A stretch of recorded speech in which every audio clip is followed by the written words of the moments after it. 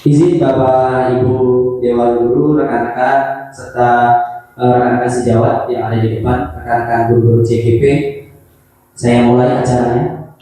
Bismillahirrahmanirrahim. Assalamualaikum warahmatullahi wabarakatuh.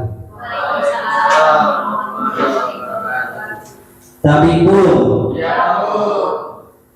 yang terhormat Bapak Kepala UPT SMP Negeri 3 Bangtakas, yang pada kesempatan kali ini dihadiri oleh pimpinan Waka Kurikulum beserta Waka Kesiswaan, yang terhormat Bapak Ibu Dewan Guru, rekan-rekan sejawat pengajar di UPT SMP Negeri 3 Bangtakas, serta rekan-rekan guru CGP Angkatan 11 Kabupaten Waikanan. Di sini kami bertiga akan melakukan sebuah kolaborasi. Pertama-tama marilah kita mengucapkan rasa syukur kita kehadirat Allah Subhanahu wa taala atas limpahan karunia nikmat yang diberikan kepada kita, sehingga kita semua pada kesempatan kali ini dapat berkumpul dalam rangka melaksanakan kegiatan diseminasi atau penyebarluasan terkait dengan pemahaman dan pengalaman penerapan budaya positif pada modul 1.4 yang akan kami sama-sama bertiga berkolaborasi untuk menyampaikannya di dalam forum ini. Kedua kalinya tak lupa salawat serta salam marilah bersama-sama kita ucapkan kepada junjungan kita Nabi Muhammad SAW. Semoga Allah kita menjadi umatnya yang mendapatkan syafaat di yaumil akhir. Amin. Izin Bapak Ibu, rekan-rekan sejawat, di sini kami bertiga dalam satu tim. Pada kali ini kami akan berkolaborasi seperti yang telah disampaikan tadi di pembukaan. Namun sebelum kita memulai pada materi kali ini, akan lebih baik kita awali dengan berdoa bersama-sama. Untuk itu mari kita berdoa. Akan saya pimpin berdoa, dimulai.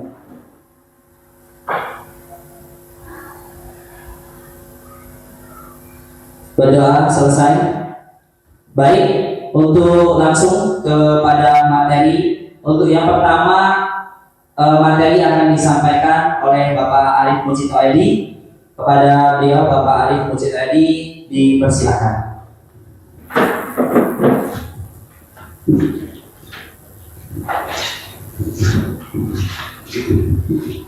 Bismillahirrahmanirrahim.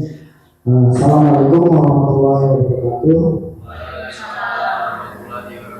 Yang terhormat Kepala UPT SMP Negeri 3 Bangtakas, yang saya hormati Wakil Kepala Sekolah UPT SMP Negeri 3 Bangtakas, rekan-rekan calon guru penggerak yang saya banggakan, dan rekan-rekan guru serta staf UPT SMP Negeri 3 Bangtakas yang saya banggakan.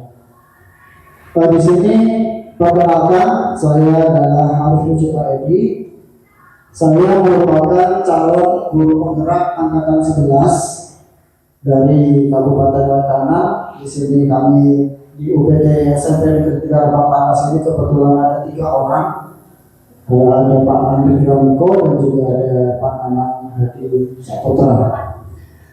Pada kesempatan hari ini sebenarnya saya bukan mau mengajari, ya, ini mohon izin kepada Bapak Ibu guru sekalian. Di sini saya hanya melaksanakan tugas, yaitu berbagi praktik baik. Salah satunya adalah menyebarkan pemahaman dan pengalaman penerapan budaya positif. Ya, jadi ini adalah materi yang telah kami dapatkan selama melaksanakan pendidikan dalam guru penggerak, dan kami akan membagikan, ya, pemahaman dan pengalaman ini kepada Bapak Ibu guru sekalian.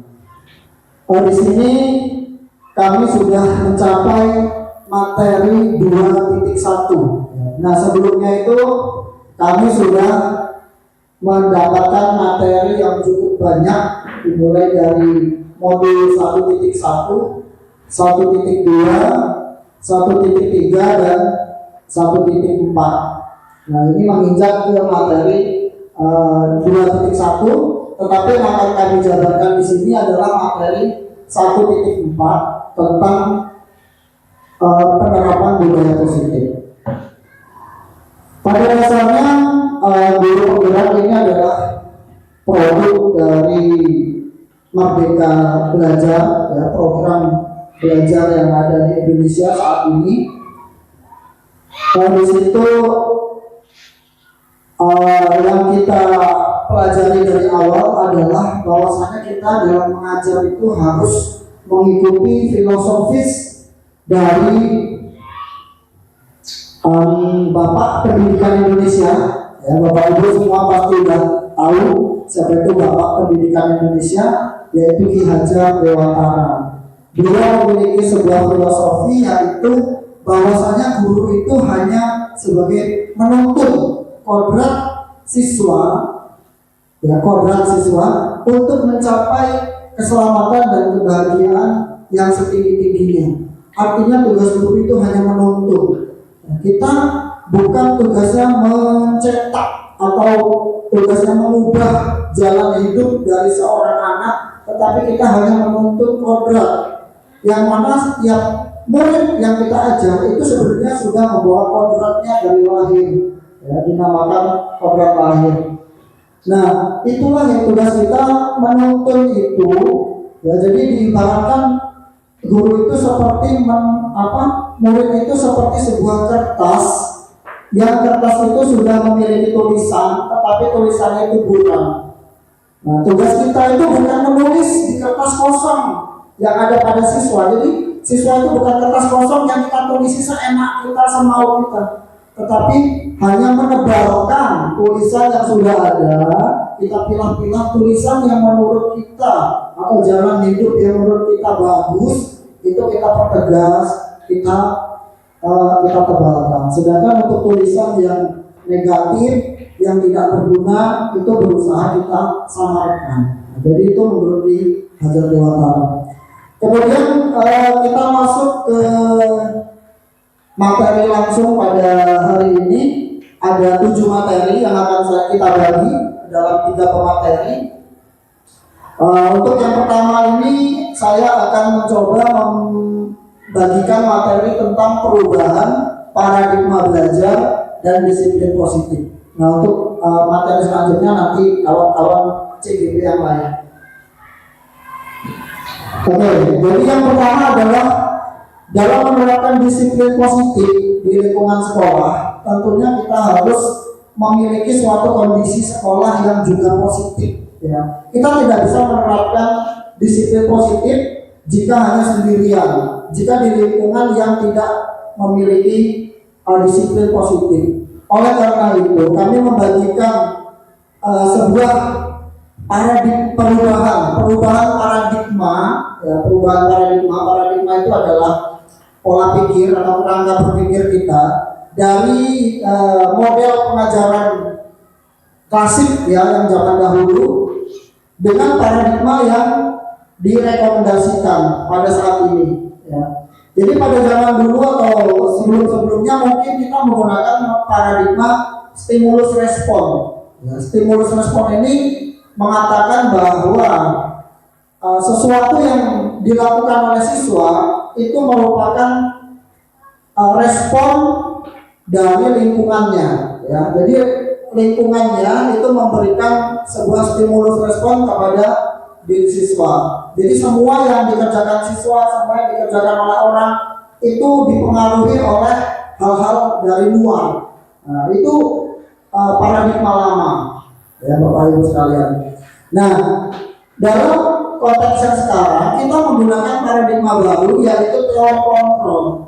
Teori kontrol ini memungkinkan seseorang atau siswa itu melakukan semua hal yang dia lakukan itu berdasarkan kemauannya sendiri, kontrol dari dirinya sendiri, tidak dipengaruhi dari luar. Ya. Nah, itu yang coba kita ubah, ya, paradigma itu. Jadi kita tidak bisa mengubah kelakuan siswa sesuai kehendak kita, tetapi siswa itulah yang bisa merubah dirinya sendiri. Nah, itu yang kita coba tekankan kepada siswa.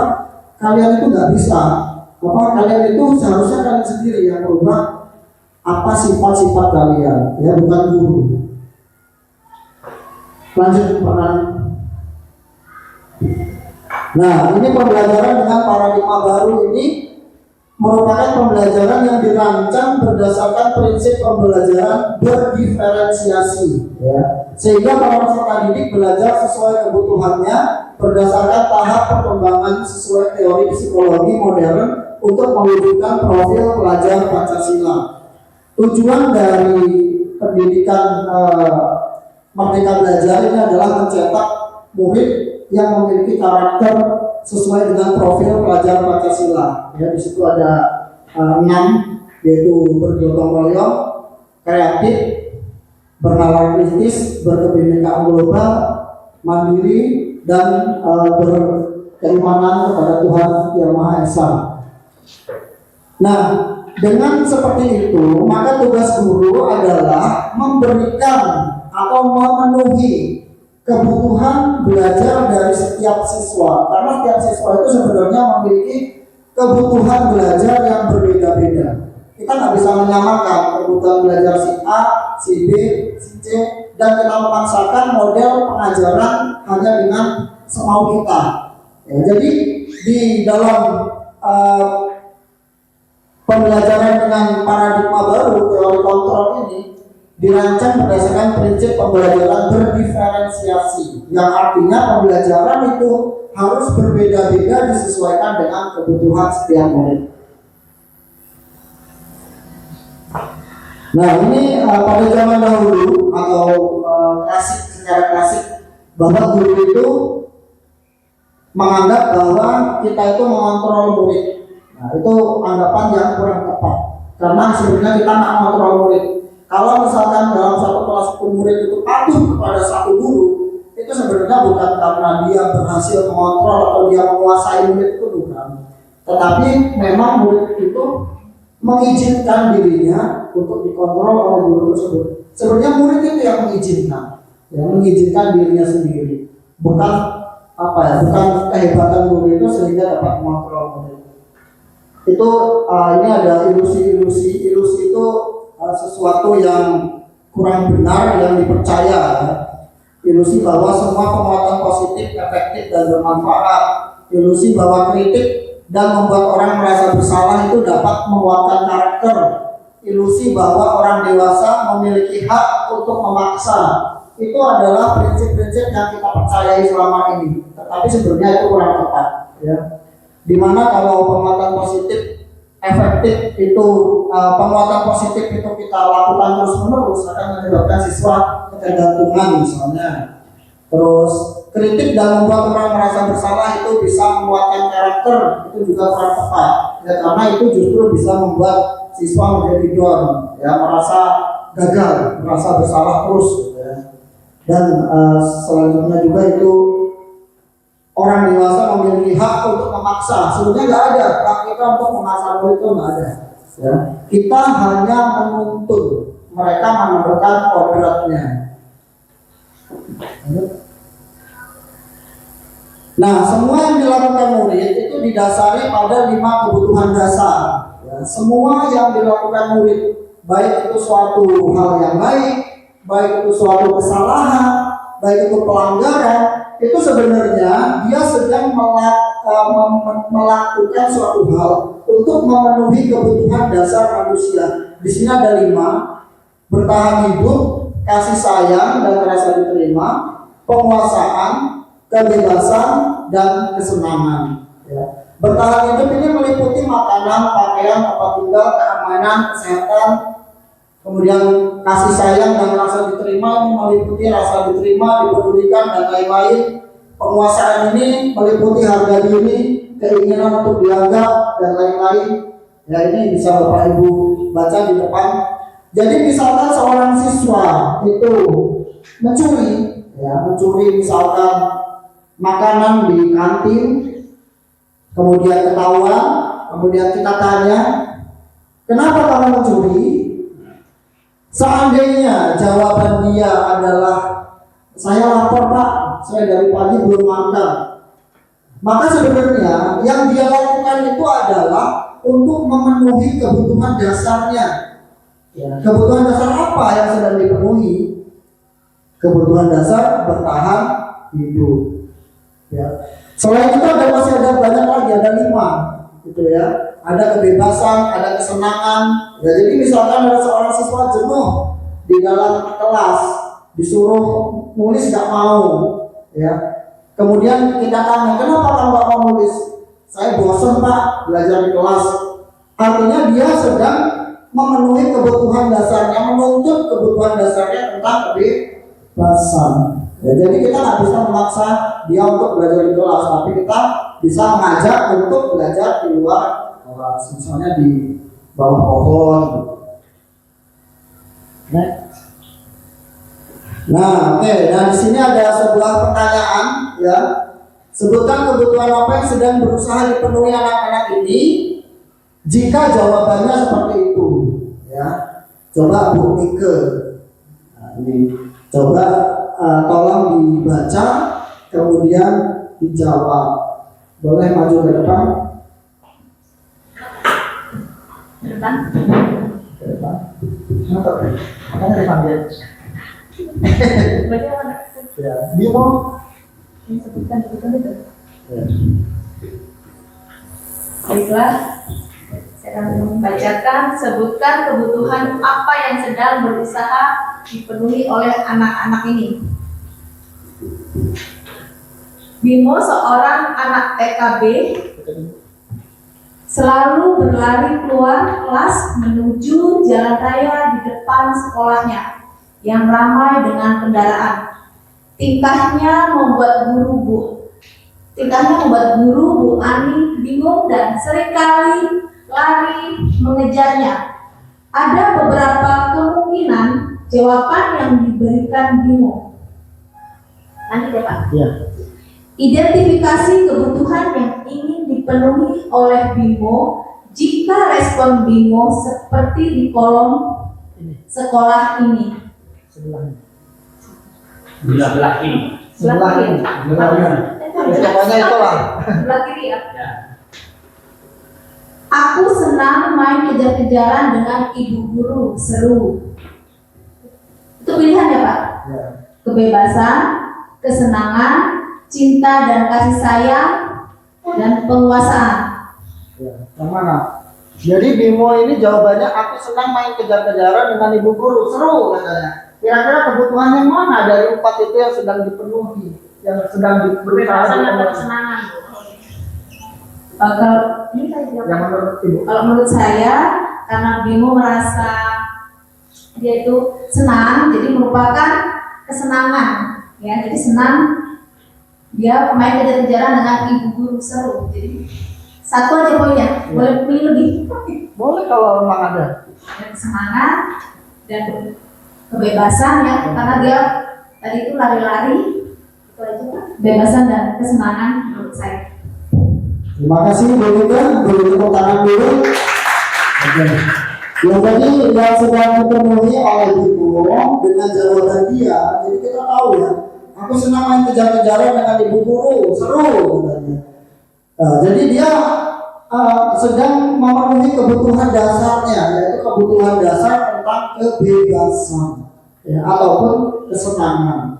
Ya, jadi nggak cuma satu juga, bisa aja 2 kebutuhan sekaligus yang sedang berusaha dipenuhi.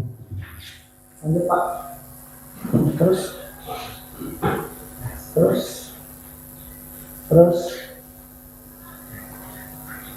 Oke, kita ke disiplin positif ya. Nah, jadi disiplin positif ini berasal dari kata disiplina yang artinya belajar. Yang namanya disiplin positif, ini mungkin kita selama ini berpikiran negatif tentang disiplin ya. Kita mengaitkan disiplin itu dengan kekerasan, dengan ketegasan. Tetapi sebenarnya disiplin positif itu tidak terkait dengan itu ya, ataupun dengan hukuman. Ya, jadi disiplin positif itu justru disiplin yang keluar dari dalam diri siswa itu sendiri. Ya, bukan karena hukuman, bukan karena iming-iming, maka dia melakukan disiplin, tetapi apa yang memang dia yakini sebagai sesuatu yang bagus ya untuk dia dan untuk kehidupannya. Mungkin ini akan dijelaskan oleh kawan-kawan CDP yang lain di selanjutnya. Ini akan lebih diperdalam. Oke, mungkin itu saja yang bisa saya sampaikan. Kalau memang ada yang salah ya dari penyampaian saya, pastinya saya sebagai manusia tidak luput dari kesalahan. Kalau memang ada yang baik, ya silakan Bapak Ibu pakai. Semoga apa yang saya sampaikan ini bermanfaat kepada kita semua. Saya akhiri, wassalamualaikum warahmatullahi wabarakatuh.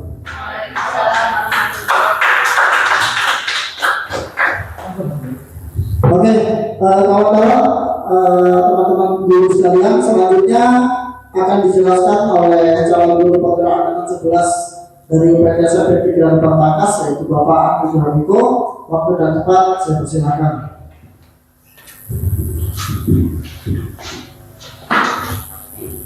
Baik, assalamualaikum warahmatullahi wabarakatuh.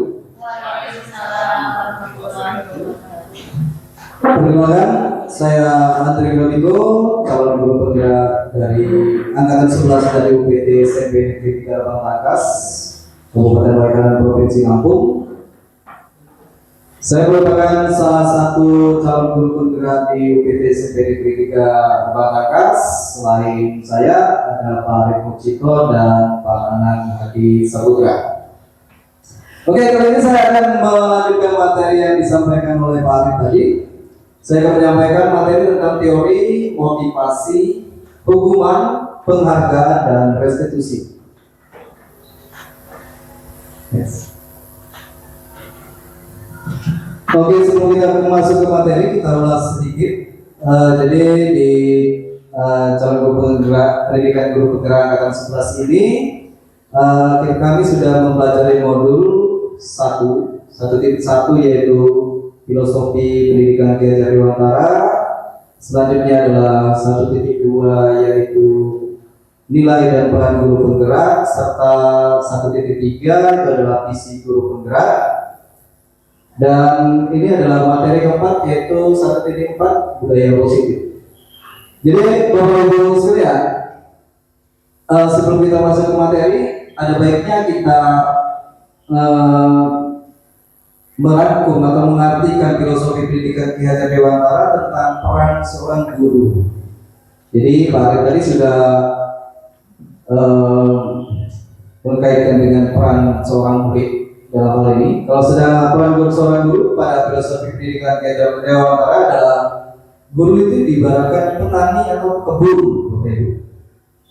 Jadi petani atau kebun itu yang menanam padi itu pasti tumbuhnya padi, tidak mungkin tumbuh palawija. Jadi padi itu ya kontraknya padi ya tumbuhnya padi. Kira-kira seperti itu, Bu. Kalau diibaratkan dengan murid, jadi kalau murid itu sejak lahir ke dunia itu sudah mempunyai kontraknya sendiri. Yang dinamakan kontrak alam dan juga sesuai dengan zamannya yang dinamakan kontrak zaman. Jadi peran seorang guru di sini sebagai penuntun atau pamong bagi murid untuk menebalkan karakternya atau lakunya yang sudah ada sejak lahir, yang masih samar agar semakin menjadi lebih baik. Oke, sekelas tentang peran guru penggerak filosofi pendidikan Ki Hajar Dewantara, kita masuk ke materi. Motivasi perilaku manusia. Motivasi merupakan dorongan yang timbul pada diri seseorang secara sadar atau tidak sadar untuk melakukan sesuatu tindakan dengan tujuan tertentu. Ada 3 jenis motivasi, yaitu menghindari kenyamanan, ketidaknyamanan, dan hukuman. Contohnya, murid melakukan disiplin diri karena ia takut dihukum. Ini merupakan motivasi ekstrinsik. Ekstrinsik itu motivasi eksternal, Bapak Ibu, yaitu motivasi yang berasal dari luar murid tersebut. Selanjutnya ada mendapat imbalan atau penghargaan dari orang lain. Contohnya, murid melakukan disiplin diri karena ia mendapat imbalan. Ini juga termasuk ekstrinsik atau eksternal. Karena iming-iming imbalan, maka murid itu menjadi termotivasi untuk melakukan sesuatu. Nanti misal nih, kalau pelajaran Pak Dino, kalau ada anak yang bisa membuat suatu karya yang bagus dari bahan baku olah misalnya, maka Pak Dino akan menjanjikan imbalan. Nanti Pak Dino kasih coklat dan murid termotivasi. Tapi di sisi lain, apabila Pak Dino tidak memberikan sebuah imbalan, maka motivasi tersebut akan berkurang. Ah, buat apa bagus-bagus gak ada hadiahnya kok. Nah, itu contoh motivasi yang bersifat imbalan atau penghargaan. Selanjutnya adalah menghargai nilai-nilai kebajikan diri sendiri. Contoh, murid melakukan disiplin diri karena sadar akan nilai kebajikan dirinya. Inilah yang dinamakan motivasi intrinsik atau internal. Jadi motivasi intrinsik itu motivasi berasal dari dalam diri murid tersebut, yaitu berupa nilai-nilai kebajikan, baik kejujuran, tanggung jawab, disiplin, menghargai orang lain, terus bertakwa, beriman, berakhlak mulia. Itu adalah motivasi yang ada dalam diri seseorang. Apabila itu muncul ke permukaan, maka murid tersebut akan menjadi insan yang mulia. Itu harapannya ya Bapak Ibu. Dan tugas kita sebagai guru untuk memunculkan motivasi ini yang lebih besar adalah motivasi dari dalam diri siswa tersebut atau motivasi intrinsik. Ini adalah motivasi intrinsik dan ekstrinsik. Perbedaannya Bapak Ibu sekalian sudah saya jelaskan sedikit tadi. Jadi kesimpulannya bahwa ekstrinsik itu berasal dari luar diri murid atau dari lingkungan sekitar atau dari orang lain, sedangkan intrinsik itu berasal dari dalam dirinya sendiri. Next. Sekarang kita masuk ke materi hukuman, konsekuensi, dan restitusi. Hukuman bersifat tidak terencana atau tiba-tiba. Nah, ini hukuman ini bersifat terencana atau tiba-tiba. Misal, ini Bu Hari menemukan anak yang tidak mengerjakan PR. Sudah diomongin sama Bu Hari, masih nggak dikerjain. Akhirnya kesel Bu Hari. Pada hari selanjutnya anak itu ditanya sudah PR-nya apa belum. Anak itu jawab santai dulu. Apa yang terjadi? Emosi, Bapak Ibu sekalian ya. Wajar, itu manusiawi, emosi manusiawi. Jadi anak itu ya disuruh Bu Hari berdiri di pinggir papan tulis sambil angkat kaki sebelah. Itu termasuk tiba-tiba tanpa direncanakan Bu Hari. Itu termasuk hukuman ya, Bapak Ibu ya. Yang selanjutnya konsekuensi. Nah, konsekuensi ini adalah ya sedikit hampir sama dengan hukuman, tapi kalau hukuman bersifat tiba-tiba, kalau konsekuensi itu direncanakan atau disepakati. Misal, anak menumpahkan botol air di meja temannya. Kalau kita pakai hukuman, maka anak itu kita hukum. Contoh tadi, lari ke lapangan, push up, segala macam. Tapi kalau konsekuensi, anak itu setelah disepakati dan dia tahu kesepakatannya apa, apabila dia menumpahkan minuman di meja temannya, maka konsekuensinya dia harus mengeringkan atau membersihkannya. Sepakat itu. Terus selanjutnya ada restitusi. Nah, restitusi ini sebuah proses menciptakan kondisi bagi murid untuk memperbaiki kesalahan mereka sehingga mereka bisa kembali pada kelompok mereka dengan karakter yang lebih kuat. Jadi restitusi ini ya harus kolaboratif juga antara guru, murid, murid dengan murid, guru dengan guru atau semua warga sekolah untuk menciptakan sebuah kesepakatan atau keyakinan pada kelas masing-masing sehingga murid itu bisa termotivasi bahwa ada kesalahan yang harus diakui dari dalam dirinya dan dia akan berusaha memperbaikinya. Nanti materi restitusi akan disampaikan oleh Pak Anak. Saya sekilas saja. Next slide. Ini berkaitan dengan hukum dan penghargaan. Dihukum oleh penghargaan.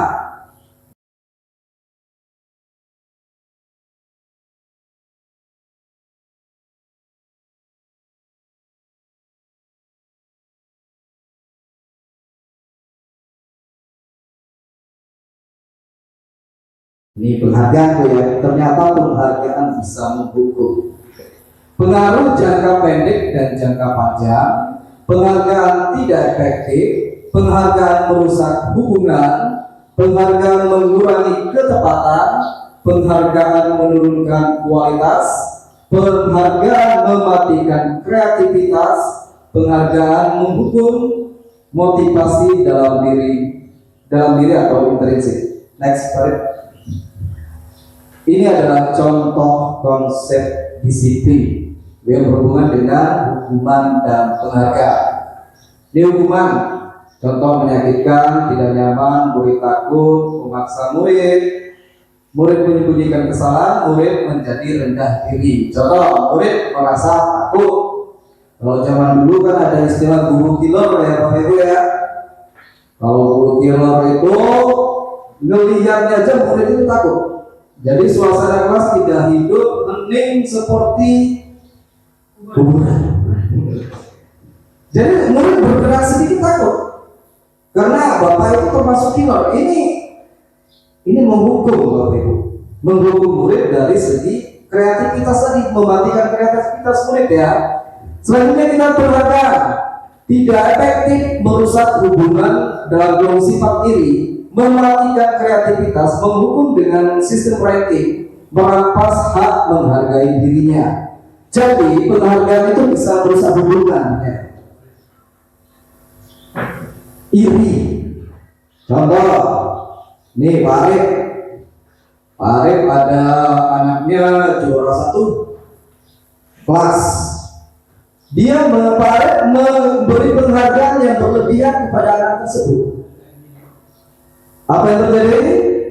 Maka anak-anak yang lain akan merasa iri. Itu dihukum dengan penghargaan. Jadi si anak yang diberi penghargaan akan mungkin motivasinya akan muncul, tetapi di sisi lain anak yang tidak mendapat penghargaan akan merasa iri dan motivasinya semakin rendah. Next, Farid. Ini adalah konsep disiplin sukses. Satu, konsekuensi, yang kedua adalah restitusi. Konsekuensi seperti kita bahas tadi bahwa itu kesepakatan ya Bapak Ibu sekalian ya. Jadi anak, murid dan guru itu sepakat kalau mereka melakukan kesalahan harus diperbaiki. Tetapi ada kurangnya. Itu masih stimulus respon kata Pak tadi. Jadi harus dirangsang dulu untuk merespon, untuk mendapat respon. Tapi kalau restitusi, ini murid itu tidak perlu stimulus respon Bapak Ibu. Murid bertanggung jawab untuk perilakunya, fokus pada pemecahan masalah jangka panjang. Murid menghormati dirinya dan orang lain, terkontrol, murid bersemangat memperbaiki kesalahan. Jadi dalam sebuah institusi itu ada yang namanya murid bersemangat memperbaiki kesalahan, punya kesadaran sendiri. Jadi kalau salah sadar. Kalau rata-rata kan kalau salah itu nggak mau ngaku salah. Tapi kalau dalam institusi, murid akan bersemangat, oh ya saya salah, siapa? Saya salah. Oke Pak, next. Nah ini mungkin saya minta Pak Dirno maju dulu Pak Dirno. Bantu saya untuk memecahkan kasus ini Pak Dirno. Enggak Pak Dirno.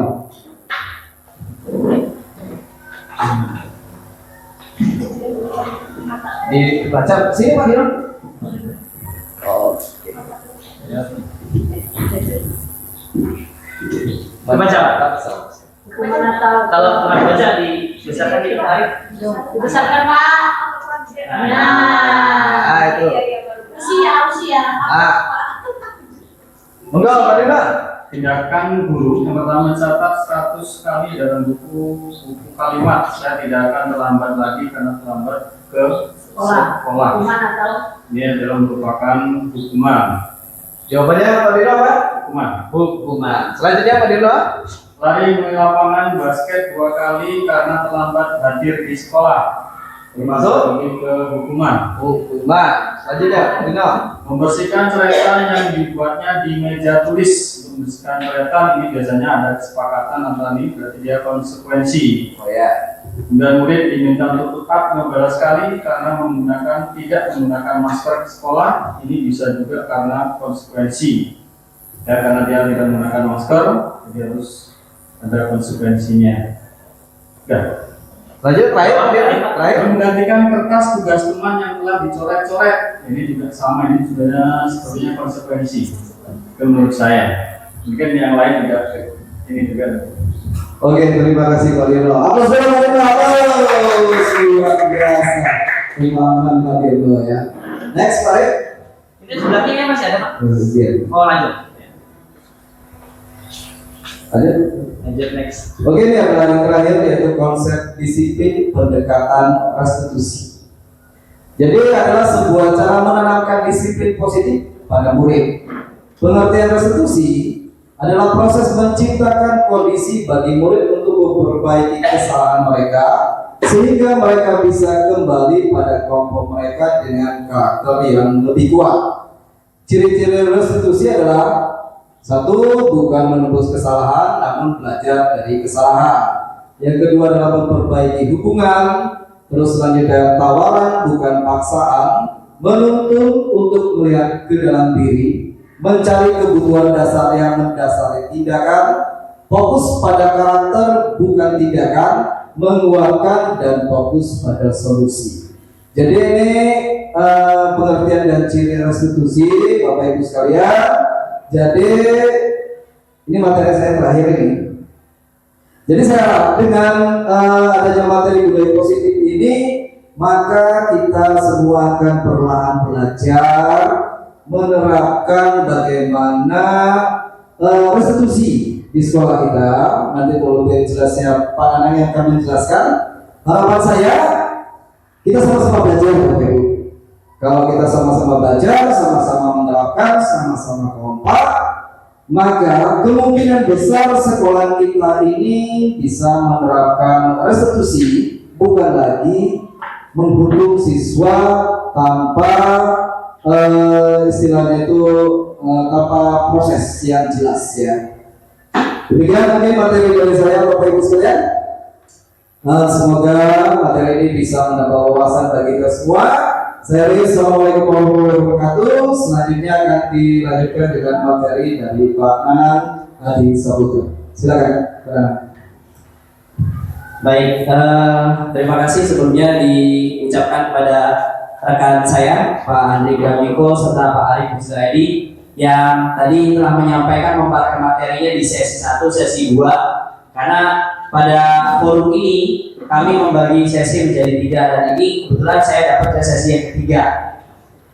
Baik, kita melanjutkan Bapak Ibu sekalian, rekan-rekan sekalian. Kita masuk ke materi kita. Ya, mungkin saya lanjutkan slide yang berikutnya.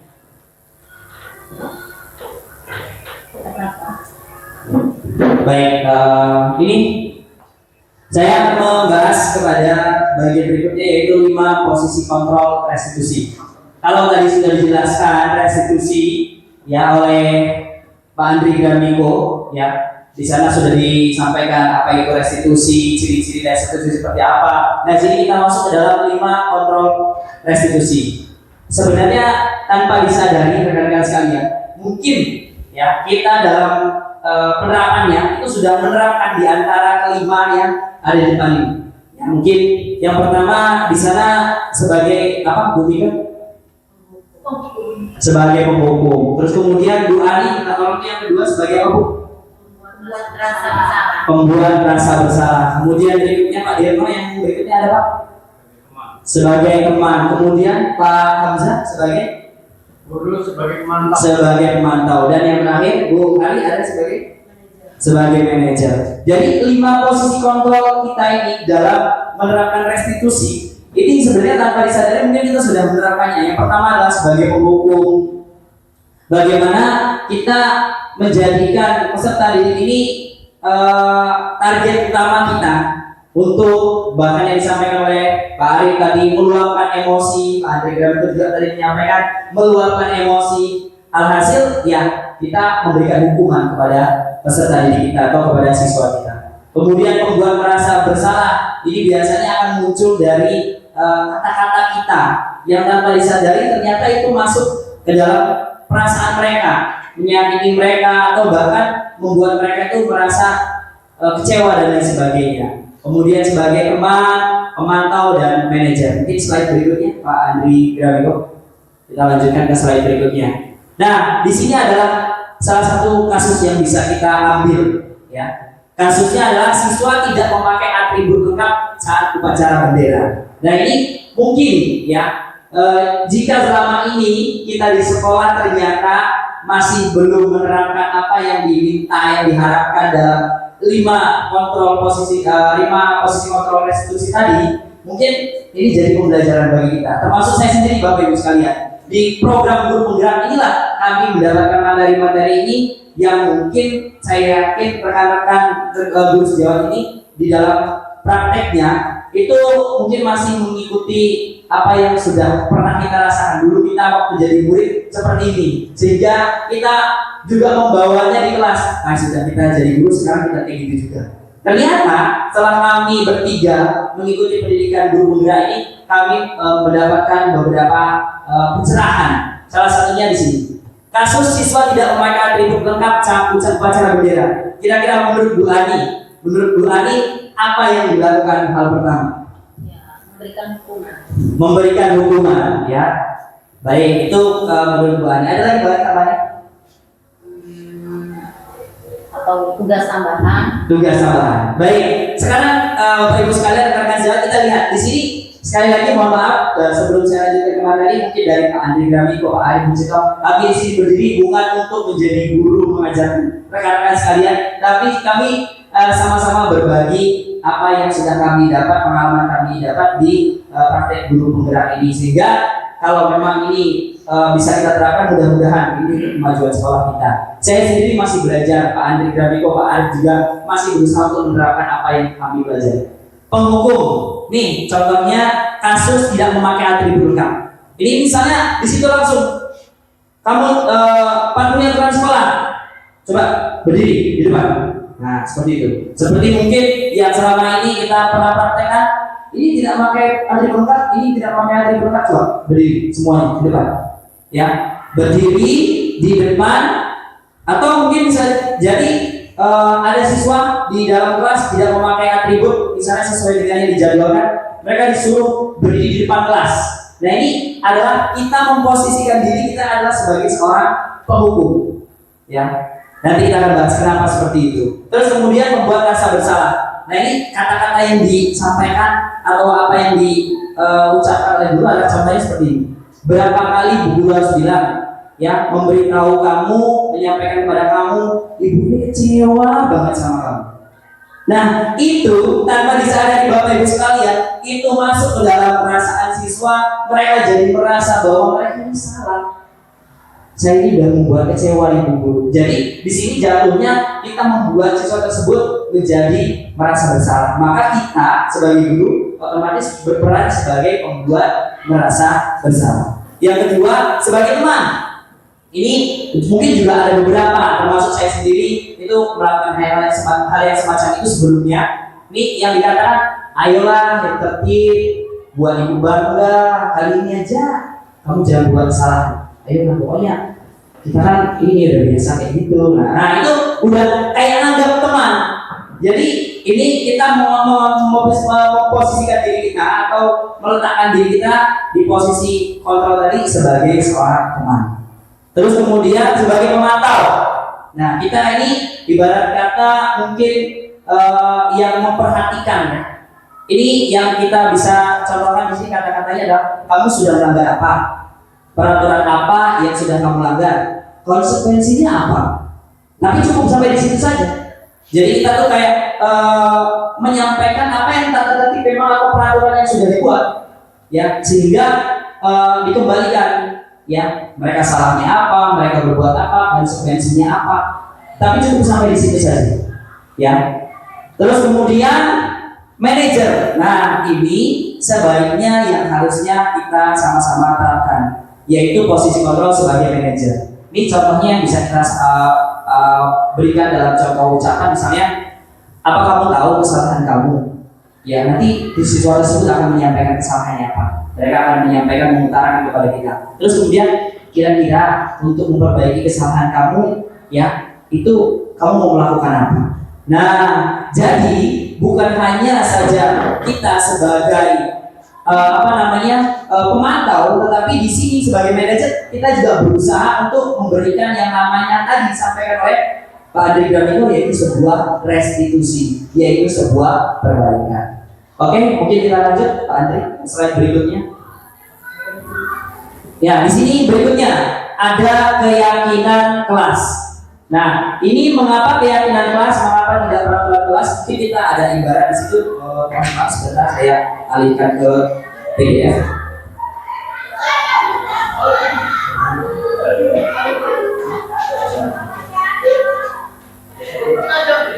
Baik, ini ada contohnya Bapak Ibu sekalian.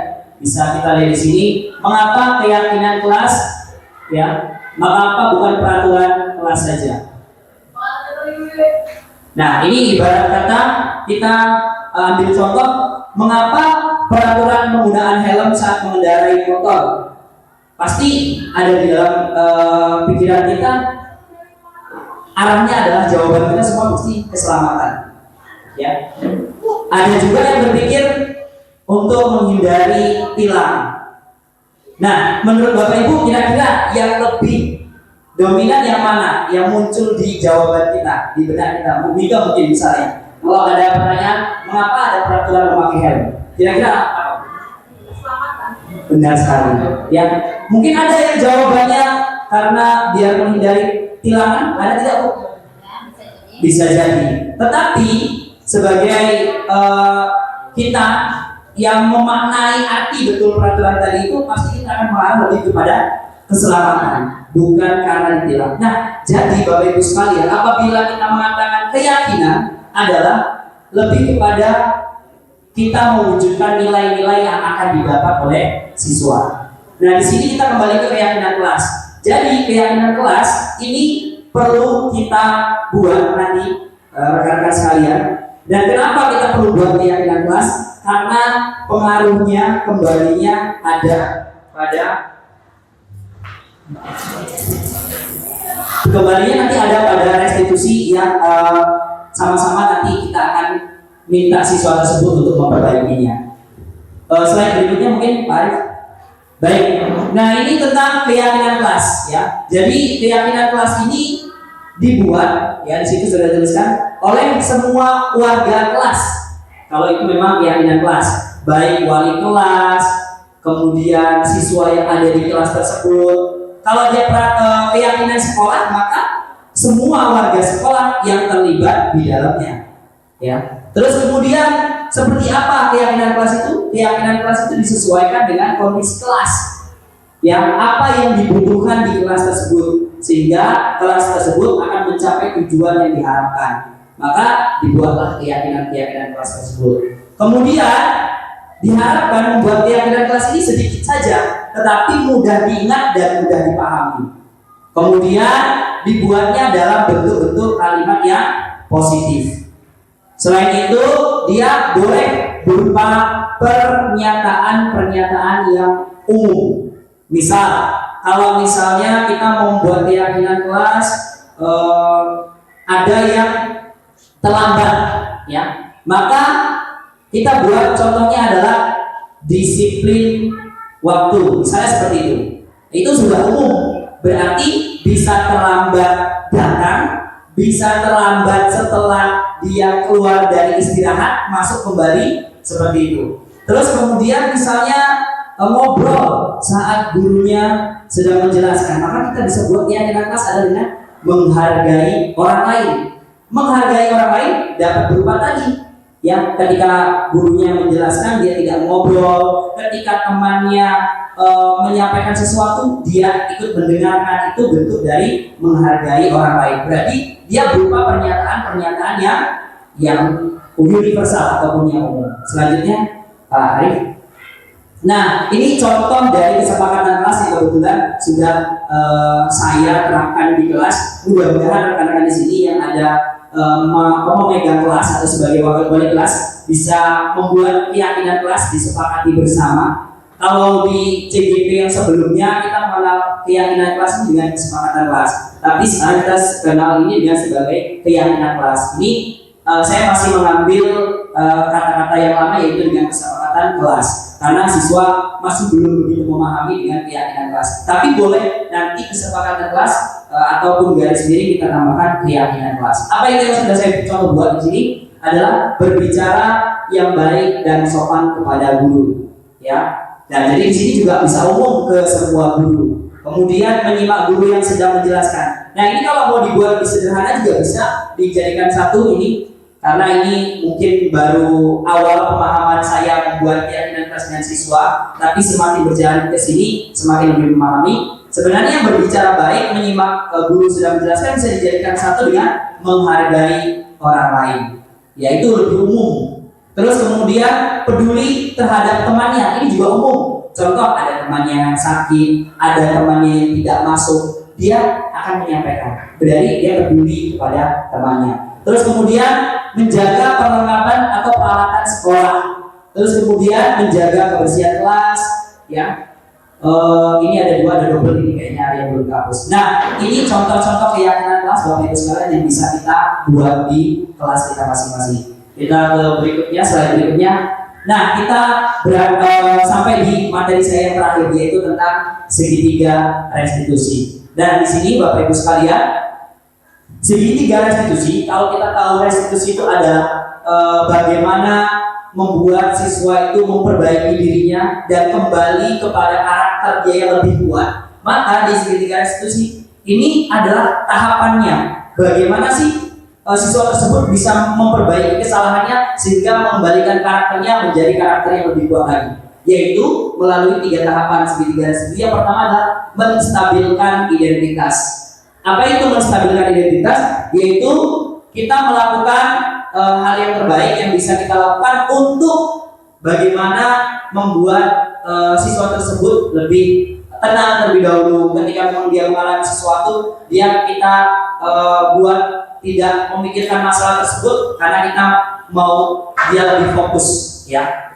Misalnya dia lagi emosi, kita tenangkan dulu. Dia lagi nangis, kita tenangkan dulu. Bagaimana cara kita menstabilkan identitas. Terus kemudian validasi tindakan yang salah. Nah, di sini kita menanyakan apa yang telah dia lakukan dan apa yang dilakukan itu benar atau tidak. Jadi kita validasi tindakan yang salah. Kemudian menanyakan keyakinan. Kalaupun tadi sudah dilakukan pertanyaan apa yang dia lakukan itu atau kesalahan apa yang dilakukan, kita boleh kaitkan dengan yang tadi, Bapak Ibu sekalian. Ya, di kelas kita tadi membuat apa namanya, Bapak Ibu sekalian? Yang kita buat bersama-sama? Keyakinan kelas, benar sekali. Nah, keyakinan kelas itu kita kaitkan kembali. Kita nanyain, anak-anak, keyakinan kelas mana yang sudah kalian langgar? Karena disinilah fungsinya kita buat keyakinan kelas. Apabila seperti yang disampaikan oleh kawan kami tadi itu Andri Gramiko, kita memberikan sebuah tindakan langsung kepada siswa yang tidak melalui kesepakatan, maka itu bentuknya adalah hukuman. Ya, tetapi kalau kita sudah melalui kesepakatan terlebih dahulu, maka itu jatuhnya adalah konsekuensi. Tetapi setelah melakukan setelah kita mengarahkan ke konsekuensinya, kita juga mengharapkan dia ada perbaikan. Jadi seperti itu. Baik, di sini akan ada sedikit cuplikan video, mungkin Bapak Ibu.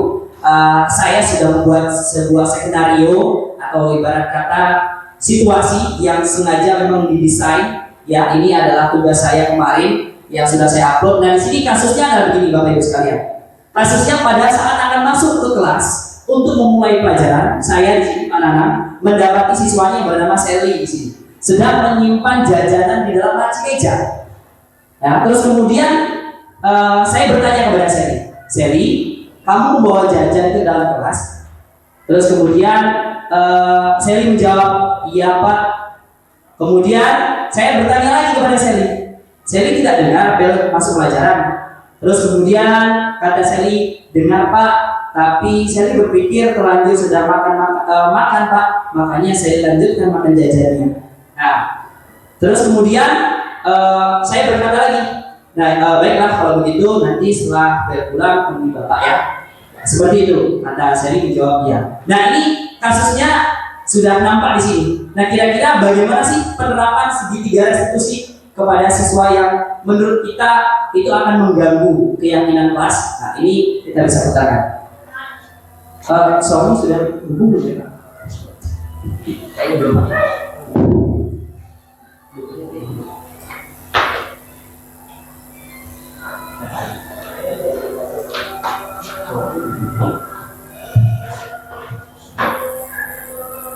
Maaf,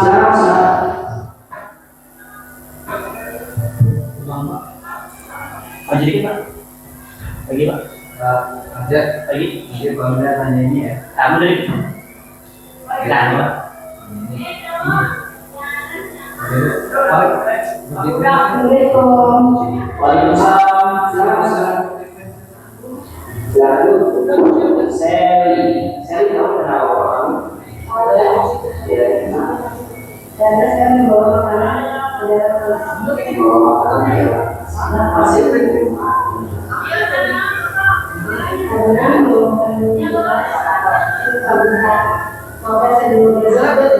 bisa makan sama kamu dari kalau makan Baik Bapak Ibu sekalian, jadi di sini bagian validasi tindakan, ya. Jadi bagian validasi, maaf, ini sudah bagian validasi tindakan ya Pak Arifnya. Tadi yang sebelumnya saya melakukan yang namanya menstabilkan identitas, yaitu saya menanyakan apa yang sudah dilakukan Sally tadi. Terus setelah itu saya menanyakan kira-kira pernah dilakukan tidak di pelajaran lain. Terus kita bisa katakan kalau dia menjawab seperti tadi, Sally menjawab karena makan jajan di kelas sambil ngobrol itu enak Pak, asik Pak. Nah, kita memposisikan menstabilkan identitas dulu biar dia tidak tegang, biar tidak takut. Kita harus sampaikan, memang seru loh Nak kalau makan sambil ngobrol, apalagi bawa jajan di dalam kelas itu memang seru gitu. Jadi kita tuh berusaha membuat dia itu tenang dulu. Kemudian baru kita lanjutkan kegiatan berikutnya yaitu validasi tindakan sekarang. Iya, kenapa bisa berbuat itu? Karena membawa kelas membuat presentasi tidak tahu terus seperti apa?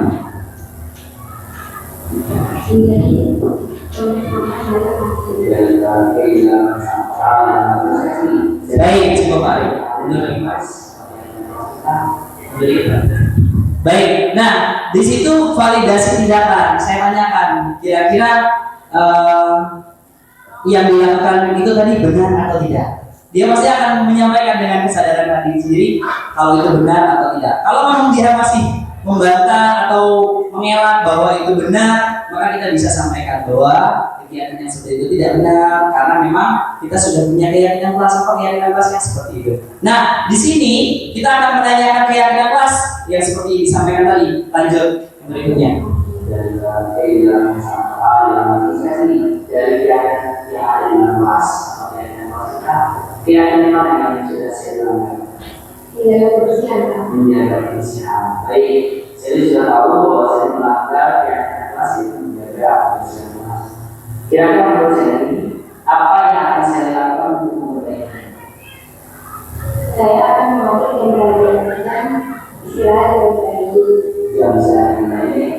Kemudian memakan makanan di kantin. Kemudian membawa ke kelas. Baik, terima kasih Sandi.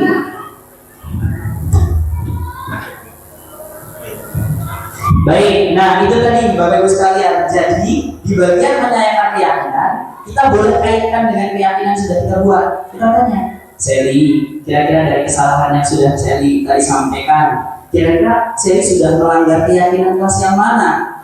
Dan dia menjawab tadi Bu, menjaga kebersihan kelas. Baik, Sally udah tahu kan kalau misalnya Sally itu sudah melanggar keyakinan yaitu menjaga kebersihan kelas. Kira-kira untuk memperbaikinya apa yang bisa saya lakukan? Jadi kita tawarkan dulu dia, ya ke anak itu kira-kira apa yang bisa dilakukan untuk memperbaiki kesalahan dia. Maka dia menawarkan solusi. Salah satunya adalah tadi memanfaatkan waktu istirahatnya dengan baik, terus kemudian menghabiskan jajanannya di kantin, dan yang terakhir bawa makanan ke dalam kelas. Jadi itu merupakan solusi yang muncul dari sebuah segitiga restitusi. Mohon maaf, di sini ada Bu Ani sebagai guru BK, mungkin itu yang kami dapatkan selama kami mempelajari segitiga restitusi untuk menangani kasus-kasus siswa dengan baik, berupaya untuk tadi supaya siswa menemukan solusi dari permasalahannya.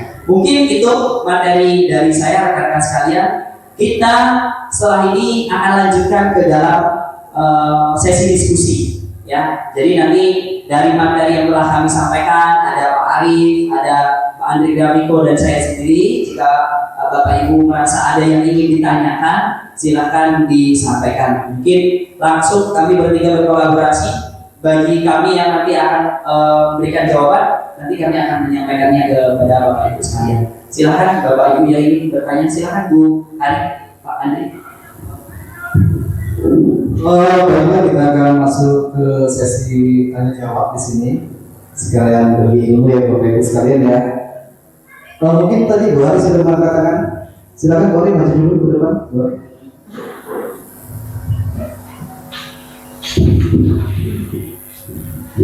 Baiklah, terima kasih para Bapak CIP.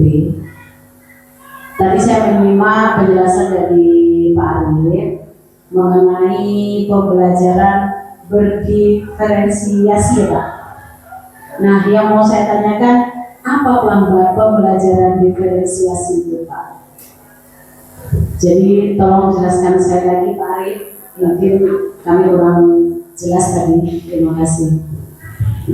Oke, saya ulangi pertanyaan dari Bu Ari adalah kepada Pak Arif ya, sebagai calon guru penggerak, apa yang dimaksud dengan pembelajaran berdiferensiasi? Silakan Pak Arif dijawab dulu Pak Arif. Langsung, mungkin langsung aja dua pertanyaan. Oh, mungkin langsung dijawab dulu Pak Arif.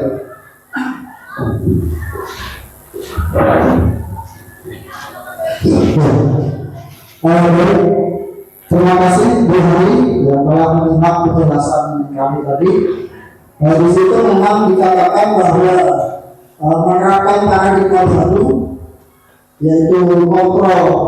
Paradigma kontrol itu dirancang berdasarkan prinsip pembelajaran berdiferensiasi. Jadi yang dimaksud pembelajaran berdiferensiasi itu adalah pembelajaran yang dilakukan ya untuk memenuhi perbedaan dari kebutuhan setiap siswa. Ya, jadi begini, kita ngajar itu kan tujuannya adalah menuntut murid. Nah, artinya yang memerlukan atau yang menjadi tokoh utama dari pembelajaran itu adalah murid. Ya, jadi bukan gurunya. Jadi muridlah yang menjadi fokus kita. Kalau kita ngajar muridnya nggak pintar, berarti kan kita gagal dalam mengajar. Nah, apa yang harus kita lakukan?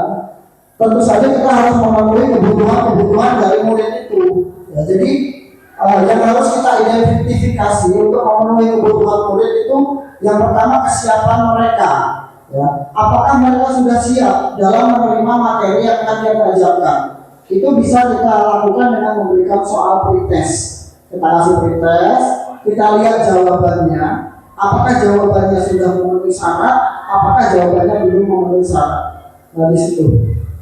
Kemudian yang kedua adalah minat siswa. Dalam satu kelas itu minat siswa itu beragam Bapak Ibu ya. Ada yang minatnya belajar sambil bernyanyi, ada yang minatnya melihat gambar, ada yang minatnya menonton video. Nah, itu kita sesuaikan dengan minat mereka ya, apa yang mereka inginkan.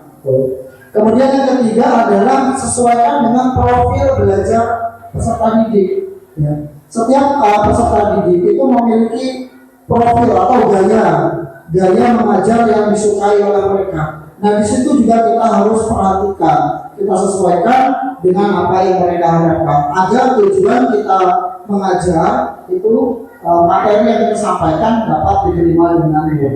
Maka kita harus melaksanakan pembelajaran berdiferensiasi atau tidak dengan satu model dipaksakan diterima ke semua orang atau semua murid. Mungkin itu Bu Hari Terima kasih atas pertanyaannya. Baiklah, itu adalah jawaban dari Mari. Perlu kami sama-sama belajar ya. Terima kasih atas penjelasannya Pak. Itu jawaban sementara mungkin ya Bapak Ibu ya. Tapi insya Allah ke depan kita sama-sama belajar. Mungkin pertanyaan kedua, yang aja silakan.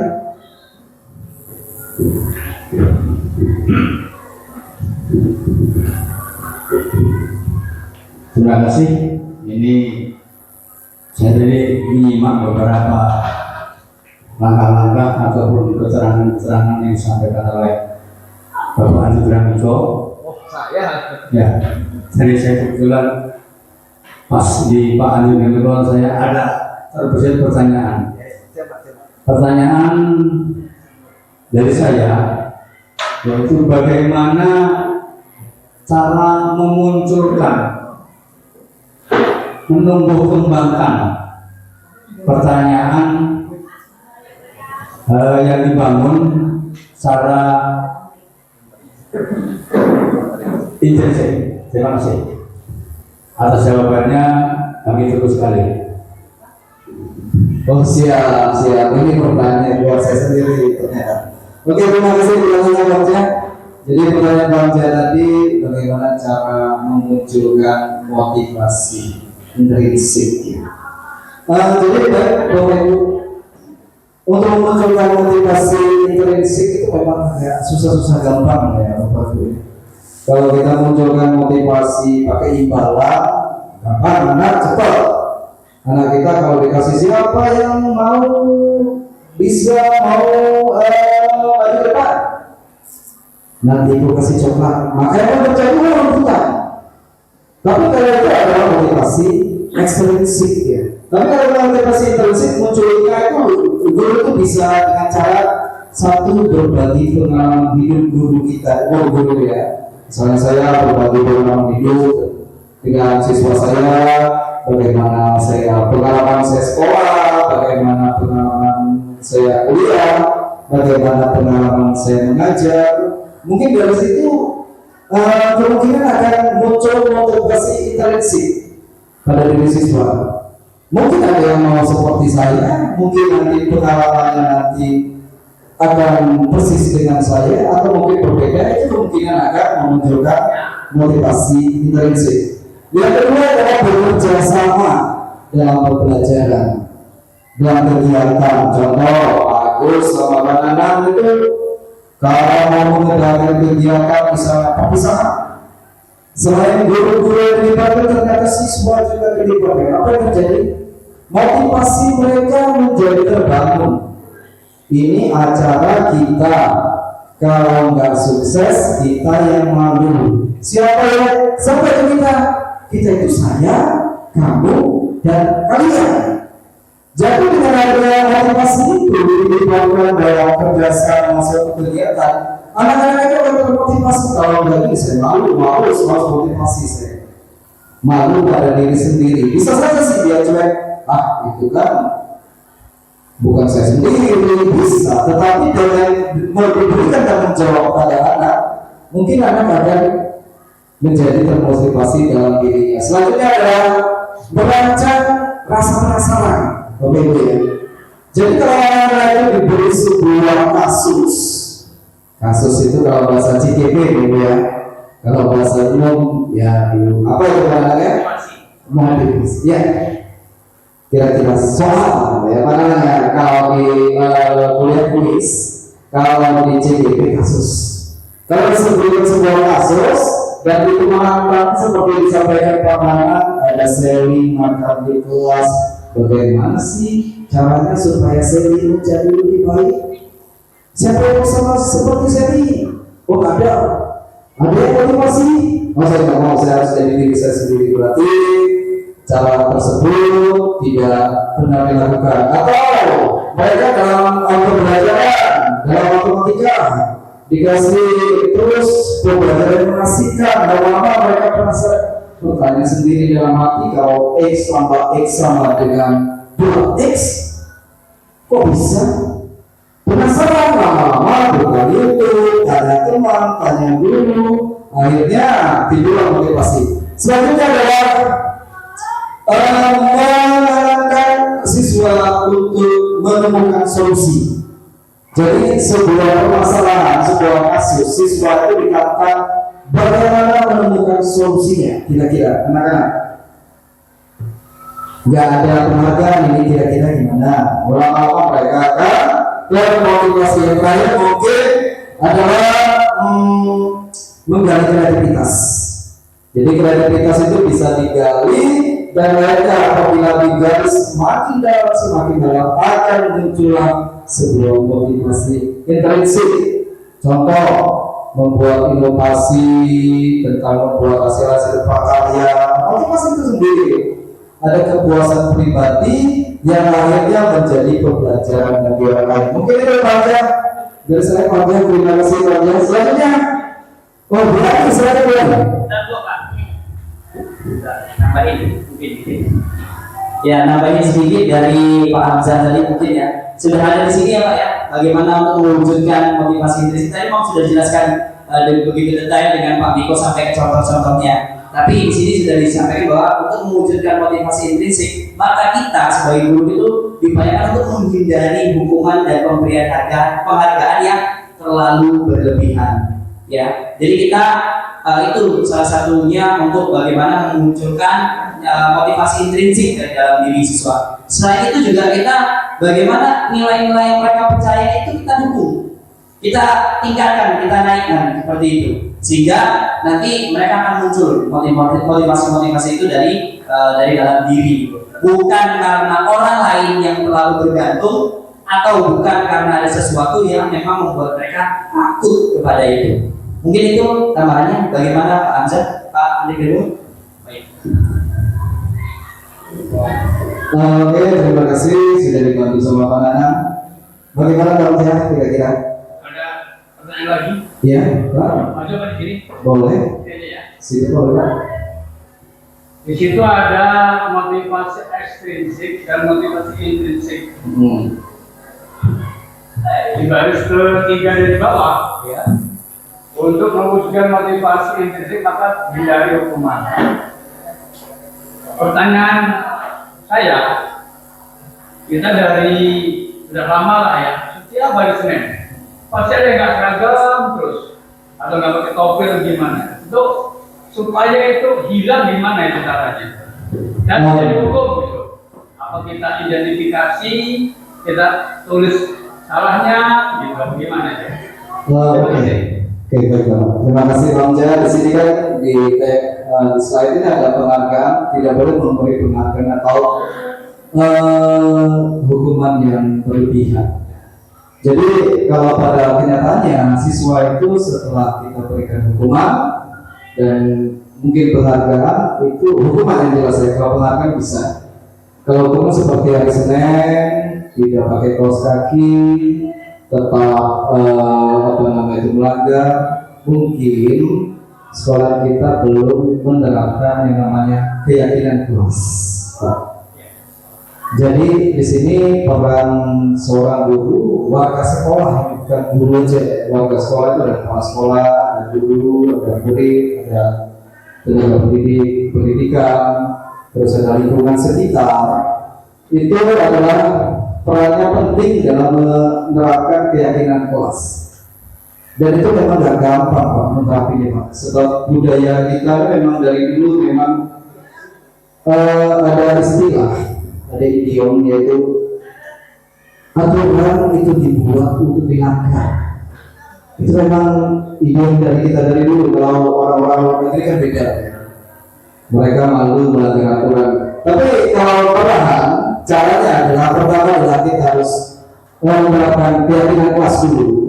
Yang kedua kita harus berubah dari posisi kontrol kita dari menghukum menjadi teman ya Pak ya, kemudian menjadi pembuat rasa bersalah, terus selanjutnya naik menjadi pemantau dan akhirnya menjadi manajer. Memang level kita masih posisi kontrol menghukum, tapi kita harus melakukan untuk menerapkan lebih meningkat lagi, yaitu menjadi pembuat rasa bersalah. Tapi kalau misalnya nggak bisa juga, kita harus carikan kembali menjadi teman. Mungkin dari hati ke hati, mungkin bisa ya. Mungkin ya kenapa kamu nggak pakai kaos kaki kan aturannya kan harus begitu. Dari hati ke hati mungkin bisa didekati, mungkin akan berubah. Kalau misalnya tetap tidak berubah, sebab posisi kontrol sebagai teman ini ada kurangnya. Kurangnya mungkin kita lebih dekat sama anak secara individu, tetapi penghargaan terhadap guru menjadi kurang. Makanya ada posisi pemantau. Terus kita pantau, tiap hari kita pantau, tiap hari kita pantau. Kemungkinan rasa malu, rasa bersalah itu akan muncul. Selanjutnya posisi yang harus kita pelajari, benar-benar kita pelajari adalah manajer. Bagaimana menjadi orang tua bagi anak.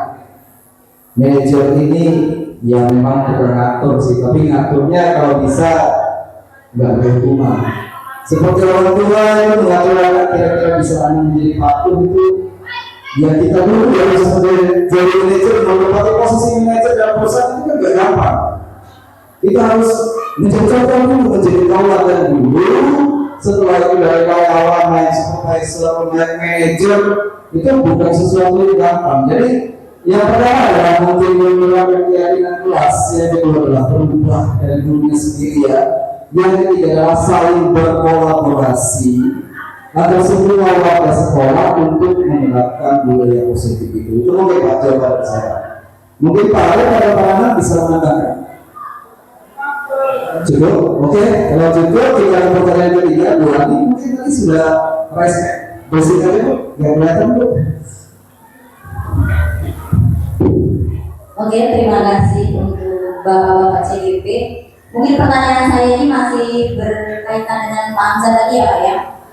Ada satu pertanyaan dari saya itu tentang apa perbedaan keyakinan kelas dengan peraturan atau tata tertib kelas. Itu saja. Pak Anang boleh ya masih Masih nggak ada di Jakarta. Terima kasih kembali. Mungkin dijawab dulu dengan Pak Anang ya. Jadi bagaimana sih, apa sih bedanya keyakinan kelas sama peraturan sekolah Bu ya? Dengan tata tertib atau peraturan sekolah. Siapa Pak?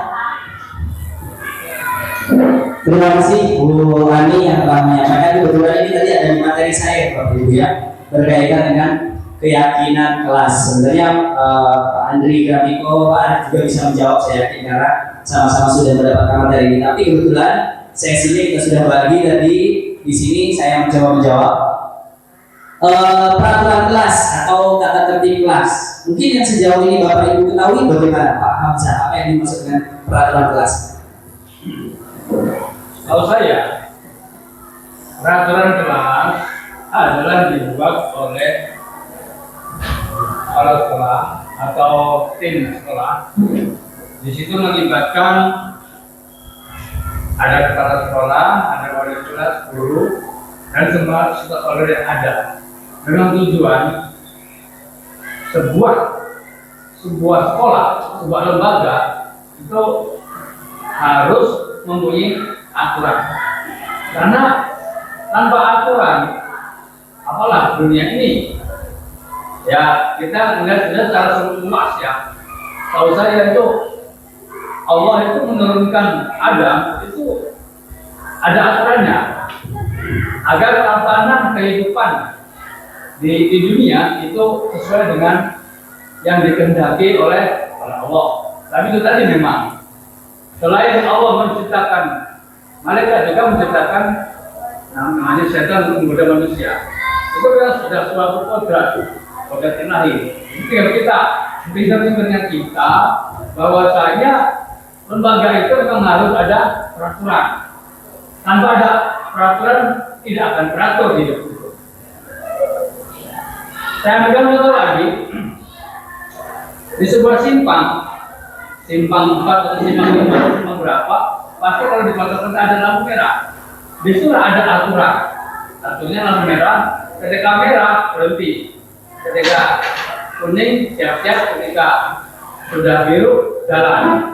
Andai kata tidak ada lampu merah, mungkin tabrakan di sana sini. Begitupun kalau lembaga pendidikan tanpa ada aturan yang jelas, atau mungkin kalau kesepakatan. Cuman kalau kesepakatan kayaknya masih 50-50. Ada yang nggak setuju Pak, saya nggak setuju kalau baju nggak dimasukkan atau baju dimasukkan. Kan nanti itu terjadi silang pendapat gitu. Nah, saya tertarik dengan kesepakatan itu.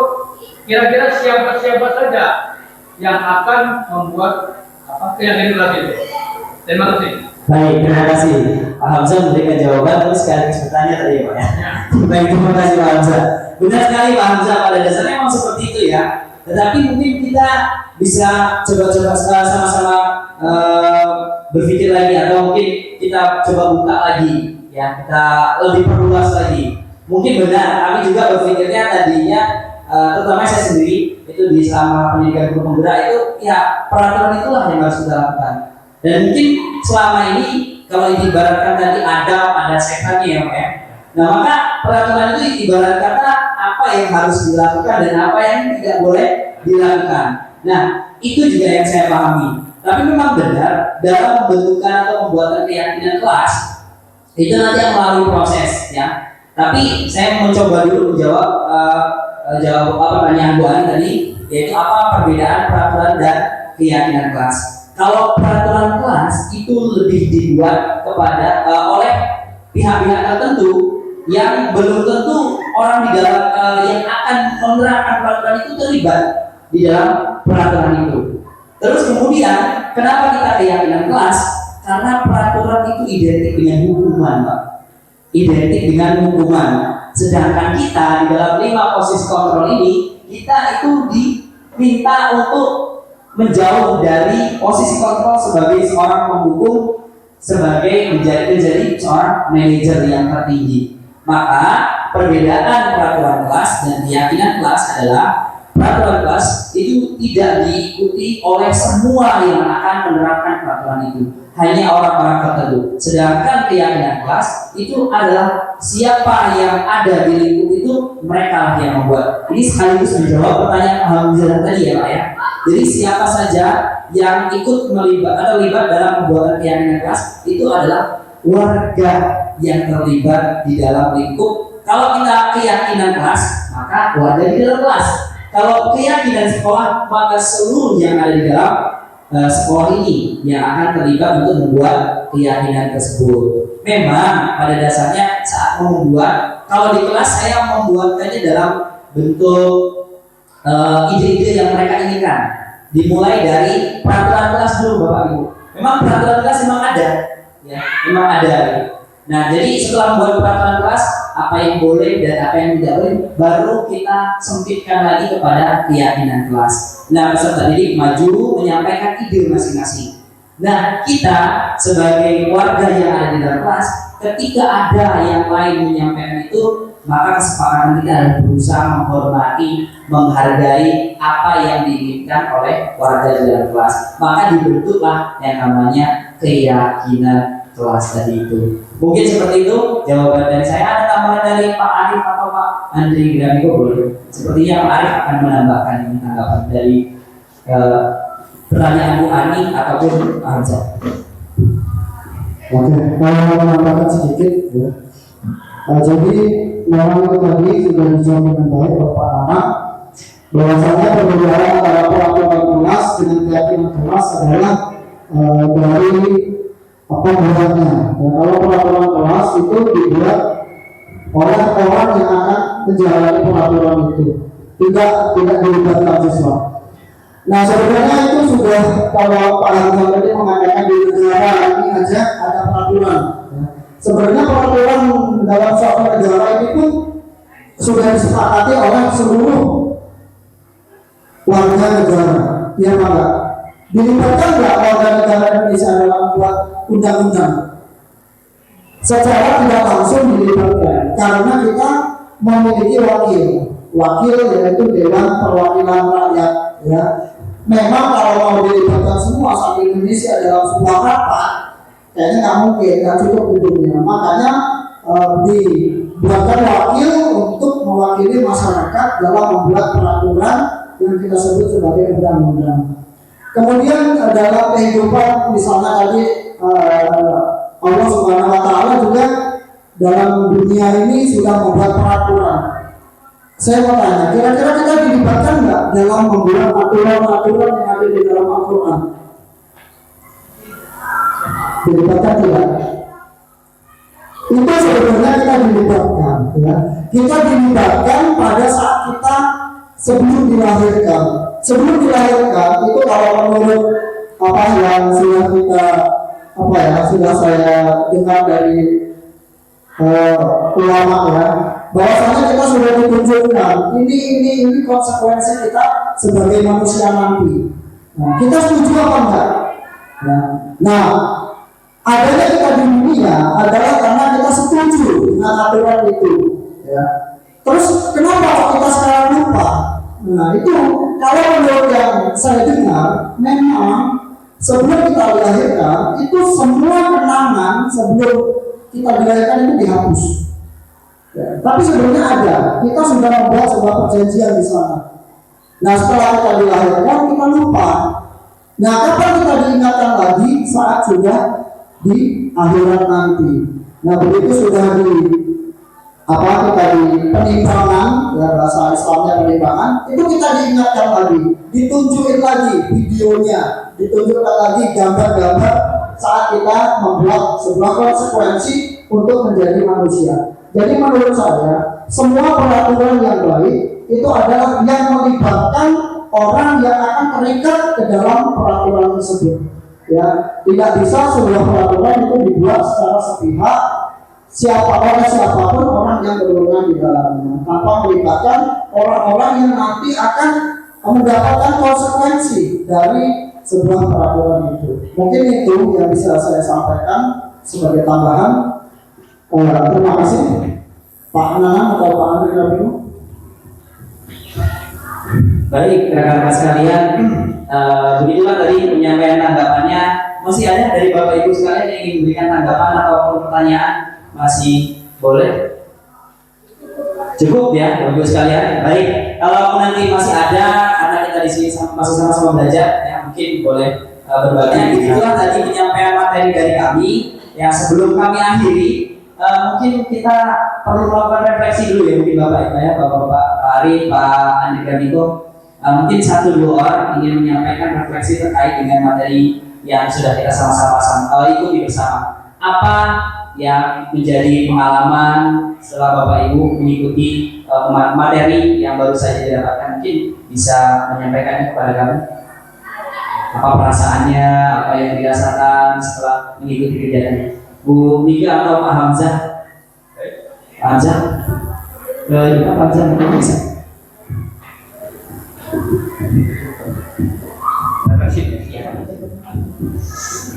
Baiklah, selama kami mengikuti pembelajaran ataupun sosialisasi tentang CGP calon guru bergerak yang pada tahun ini UPT SMP Negeri 3 Gerbang Tangkas, CGP-nya ada Pak Andri Gramiko, ada Pak Arif Mufito Edi, ada Pak Nanang Elisa Putra. Yang ada di benak kami adalah kita diberikan wawasan. Yang pertama wawasan, yang kedua itu pengetahuan. Banyak sekali. Ada dua kali ini kalau tidak salah. Itu saya mempunyai ada semacam gambaran-gambaran ke depan. Insya Allah kalau memang kita serius, yang dipelopori oleh CGP UPT SMP Negeri Gerbang Tangkas ini, sekolah kita akan maju. Sekolah kita akan berbenah. Kita tidak akan menyaksikan mungkin yang kesalahan-kesalahan dari siswa. Intinya kami diberi pencerahan yang luar biasa. Mengapa tidak ada hukuman diganti dengan restitusi? Mengapa anak-anak supaya punya ide kreatif?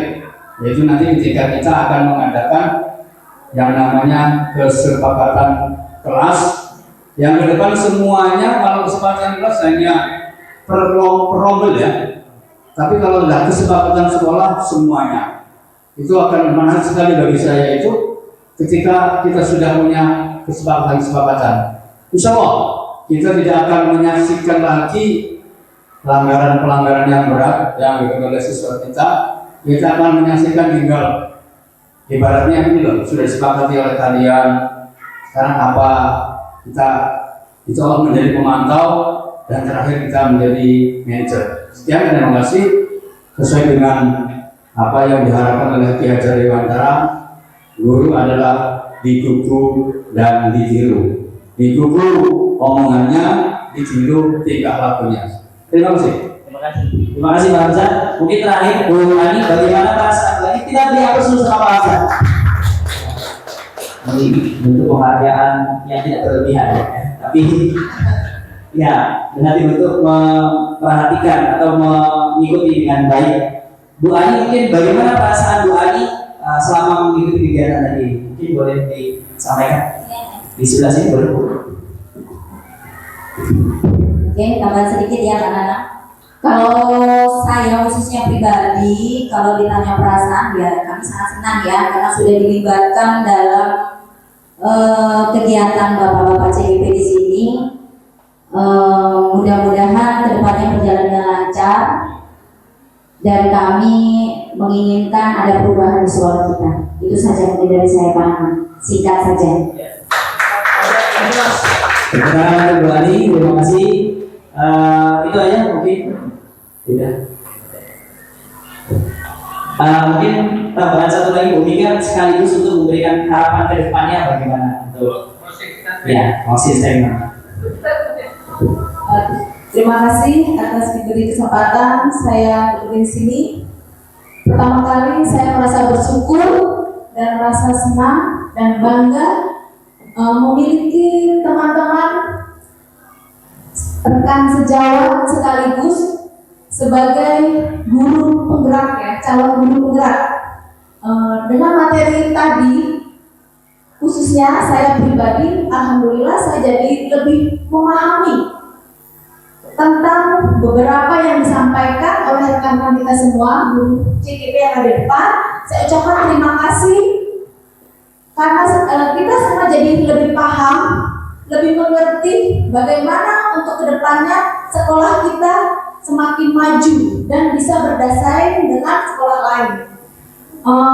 Tentang tadi berdiferensiasi, kemudian tentang tema keyakinan kelas, dan berharap untuk kedepannya guru-guru kita sebagai pendidik menjadi manajer. Itu ya harapan kita semua. Kita sama-sama bergerak maju bersama untuk mewujudkan sekolah kita menjadi siswa yang pertama berakhlak mulia, dan siswa dengan P5, bernalar kritis, bergotong royong. Itu harapan sebagai pendidik ya, Bapak CGP semuanya. Semoga selanjutnya kita akan menjadi guru yang lebih baik lagi dan menjadi khususnya suri tauladan untuk murid-murid semua yang ada di sini. Terima kasih. Wassalamualaikum warahmatullahi wabarakatuh. Terima kasih Bu Mika tadi terakhir. Mungkin itu mungkin ada kata-kata penutup dari rekan-rekan sekalian atau disebutkan silakan Pak Andri Pramego untuk memberikan kata-kata penutup. Bapak Ibu sekalian, untuk menutup acara ini, hal pertama yang saya akan utarakan adalah kami masih seorang calon guru penggerak, dan namanya seorang calon itu pasti masih dalam proses belajar. Jadi kalau ada salah, ada hilaf, itu namanya alamiah Bu ya. Mohon dimaafkan dari hati saya terdalam khususnya.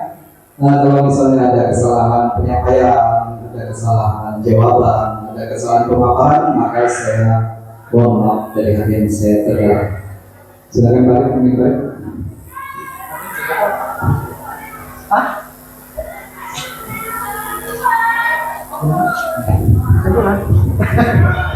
Oke, sebenarnya ini karena waktunya sudah siang, ya, ini sudah jam 12 hampir jam 1.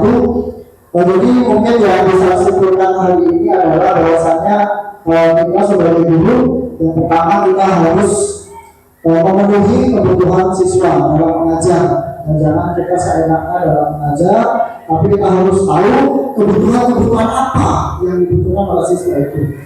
Kemudian yang kedua tentang keyakinan kelas, ya, sebaiknya mulai sekarang kita mulai membuat sebuah keyakinan di dalam kelas, sebuah keyakinan kelas yang nantinya dapat kita gunakan saat kita memberikan restitusi kepada anak. Ya, jadi kita ingatkan begitu anak buat kesalahan, loh ini loh kita udah punya kesepakatan, ayo gimana? Ya, mungkin itu yang bisa saya sampaikan. Saya akhiri pada pertemuan hari ini. Wassalamualaikum warahmatullahi wabarakatuh.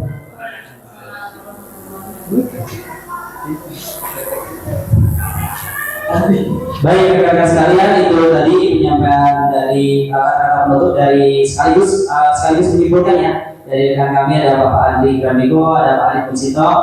Saya mungkin selaku pemandu acara tadi dari awal mohon maaf apabila dalam kegiatan kali ini kami terdapat beberapa kesalahan. Ya, kami mohon dimaklumi juga. Kami seperti yang disampaikan Pak Andri Gramiko, kami masih calon, kami masih belajar, banyak hal yang masih belum kami gali lagi. Mungkin cukup sekian di akhir ini. Marilah bersama-sama kita tutup ya dengan bersama-sama mengucap alhamdulillah. Alhamdulillah.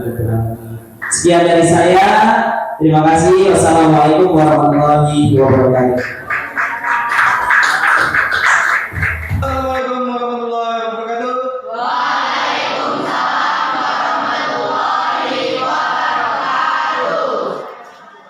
Apa kabar anak-anak? Alhamdulillah. Hari ini kita akan membuat sebuah keyakinan kelas yang sudah kita rancang, tapi pelaksananya agak biasa lah. Agak lama ya. Banyak kesibukan. Oke, sebelum memulai acara ini, marilah kita berdoa menurut agama dan kepercayaan masing-masing. Berdoa, mulai. Berdoa selesai. Oke, nah, seperti biasa tadi seperti yang Bapak ungkapkan tadi, bahwa kita akan membuat keyakinan kelas masalah budaya positif. Jadi keyakinan kelas itu adalah kesepakatan antara Bapak dan kalian. Oke? Jadi kalian Bapak minta untuk menuliskan peraturan yang kalian mau di kelas ini. Nanti kita akan mengembangkannya dalam sebuah keyakinan kelas. Oke? Dan ingat, apa yang kalian tulis di sini itu harus komitmen dari diri kalian. Jangan sampai kalian itu melanggar apa yang kalian tulis ini. Ya, bisa sifat langgar tidak boleh terlambat masuk kelas. Istirahat, pas masuk setelah istirahat, sifatnya masih di kantin. Itu sama saja melanggar janjinya sendiri. Oke, caranya adalah ingat, di sini Bapak punya sticky note buat-buatan ya, sederhana. Di sini ada lemnya, nanti kalian tempel di sini ya. Oke, jadi tuliskan apa peraturan kelas yang kalian mau, nanti kita simpulkan dalam sebuah keyakinan kelas. Tolong, Elsa coba begini. Alright, tolong dibagi sama yang cowok.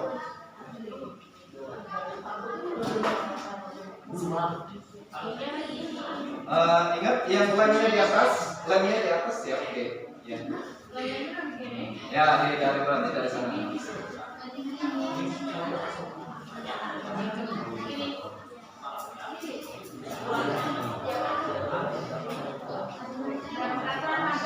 Cukup satu saja ya, kasih nama. Dikasih nama kalian, ditulis apa sih peraturan kelas yang kalian mau. Kurang, masih ada.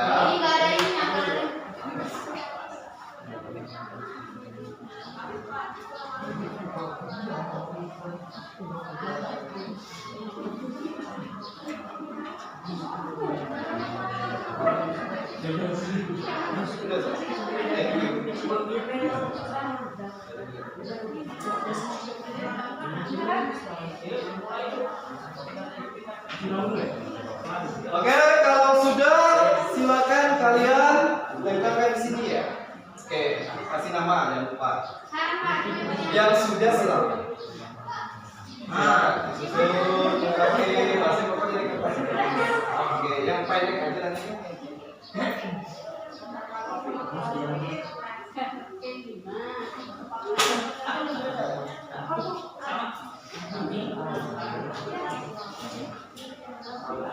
Yang lain silakan.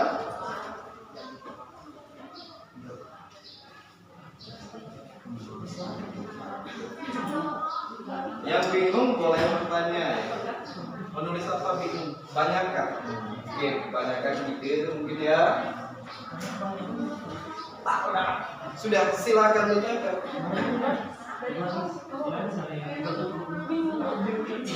Bingung nih? Satu aja nih, nggak usah banyak-banyak. Boleh, boleh semua boleh.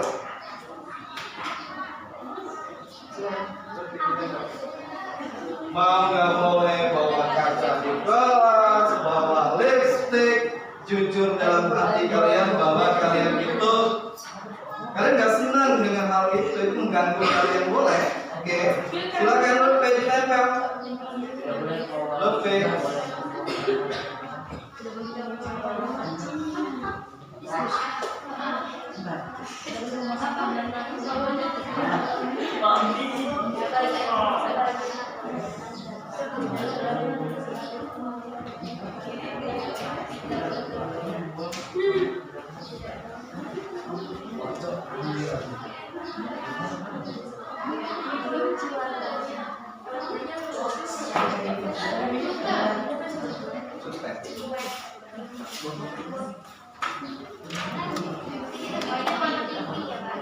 Boleh, boleh. Apa Pak?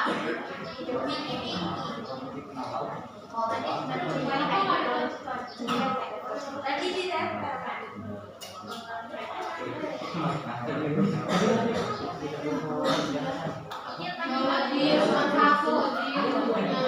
Apa jelas banyak. Kalau minuman jelas tapi sebanyak itu ya.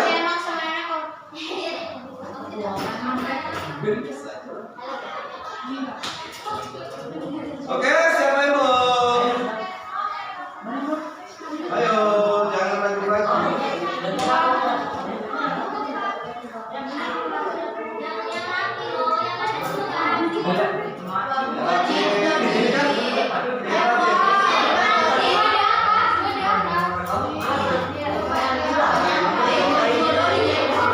Oke, selesai ya.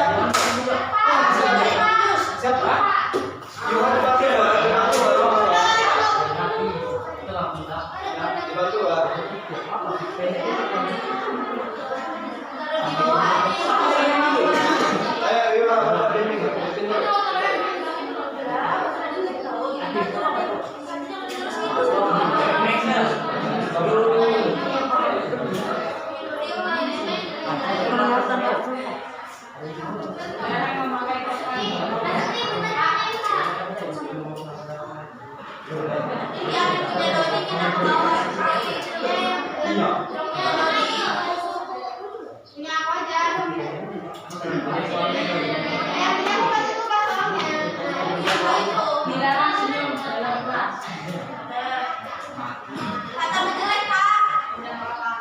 Oke, selesai.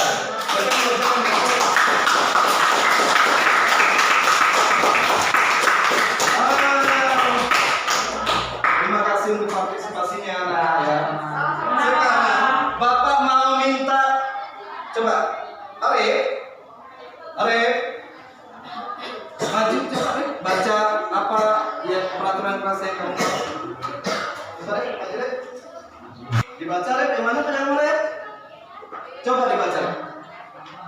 Peraturan dari saya adalah dilarang mengejek nama orang tua, jika melanggar akan dikenakan sanksi. dilarang mengejek nama orang tua. Silakan dulu. Apa semua orang ini? Cowok, cowok. Tadi cowok. Sekarang cewek. Coba Linda. Boleh. Maju dulu nih. Silakan yang mana punya kamu Lin? Silakan dibaca Lin. Dilarang ngambil barang dari teman. Ini cowok satu lagi. Silakan Lepe mungkin bisa. Lepe silakan. Ayam bang Lepe. Yang mana punya kamu? Coba dibaca. Tidak boleh memanggil nama orang tua atau mengejek nama orang tua. Wih, nggak apa-apa. Ada dua orang di sini yang bilang nanti kalian sering ejek-ejekan orang tua. Satu lagi terakhir, mungkin ya terakhir Elsa. Maju Elsa. Yang mana Sa punya kamu Sa? Coba dibaca Sa. Peraturan dari saya tidak boleh membawa makanan atau jajanan ke dalam kelas. Oke. Bapak perhatikan di sini.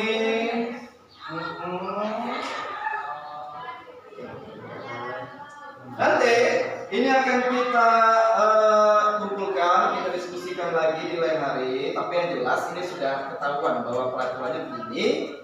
Nanti kita akan membuat keyakinan kelas berdasarkan peraturan yang kalian tulis sendiri. Dan ingat, ini adalah sebuah janji, sebuah keinginan kalian, oke? Jangan sampai keinginan kalian itu malah kalian melanggar sendiri. Mengerti? Jadi rata-rata di sini semuanya itu soal disiplin, soal menghargai orang lain, terus apalagi nih? Masalah kebersihan, menjaga lingkungan, ya kata Timus ya. Terus kata Yuha katanya nggak boleh terlambat masuk kelas. Disiplin. Terus Rani tidak boleh bawa lipstik. Ayo, ayo. Jangan-jangan coba ini bawa lipstik. Peri kamu bawa lipstik? Oke, terus selanjutnya yang lain berdiri. Tidak boleh membawa sepatu ke dalam kelas. Berarti kata Dodi itu sangat terganggu sekali ya masalah kalian sering bawa sepatu ya. Oke? Sudah? Jadi bisa kita simpulkan bahwa keyakinan kelas yang kita buat itu nanti berdasarkan disiplin, menghormati orang lain, menjaga kebersihan, terus apa lagi kalau menghormati orang lain apa? Menghargai orang lain. Selanjutnya, kalau kata Dodi nggak boleh bawa sepatu tadi, apa? Menjaga kebersihan. Oke, anak-anak cukup sekian. Nanti kita akan buat yang lebih bagus. Tapi ingat ya, ini jangan dibuang. Ya, tahu? Semoga itu bisa dikabulkan Tuhan harapannya ya. Ini dengan menempelkan di sini, semoga harapan kalian itu menjadi terkabul dan kelas kita menjadi kondusif. Oke? Oke, Bapak Ibu, cukup sekian. Terima kasih partisipasinya. Bapak Ibu, assalamualaikum warahmatullahi wabarakatuh.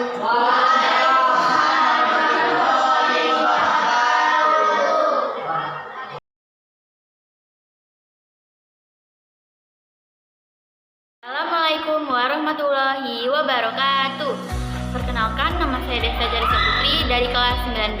Pada kesempatan kali ini, saya akan memberi tanggapan saya mengenai penerapan keyakinan kelas yang telah ditetapkan di kelas saya. Menurut saya, keyakinan kelas dapat meningkatkan kedisiplinan diri menjadi lebih baik lagi. Kedisiplinan itu tentu muncul dari dalam diri saya tanpa adanya paksaan, baik dari aturan maupun sanksi yang sebelumnya telah ditentukan. Kemudian, kedisiplinan ini muncul karena diri saya yakin atas nilai-nilai kebaikan yang tentunya akan berguna bagi kehidupan saya nantinya. Kemudian, dari penerapan keyakinan kelas ini, saya merasa bahwa kelas saya menjadi lebih kondusif, lebih nyaman, lebih tertib, dan tentunya lebih disiplin. Demikian testimoni yang bisa disampaikan. Terima kasih. Wassalamualaikum warahmatullahi wabarakatuh. Assalamualaikum warahmatullahi wabarakatuh. Perkenalkan, nama saya Adit Lestari dari kelas 8C. Pada kesempatan kali ini, saya akan memberikan tanggapan saya mengenai penerapan keyakinan kelas yang telah diterapkan di kelas saya. Menurut saya, keyakinan kelas dapat meningkatkan kedisiplinan dan menjadi lebih baik lagi. Kedisiplinan itu tentu muncul dari dalam diri saya tanpa adanya paksaan. Kemudian, kedisiplinan ini muncul karena diri saya yakin atas nilai-nilai kebaikan.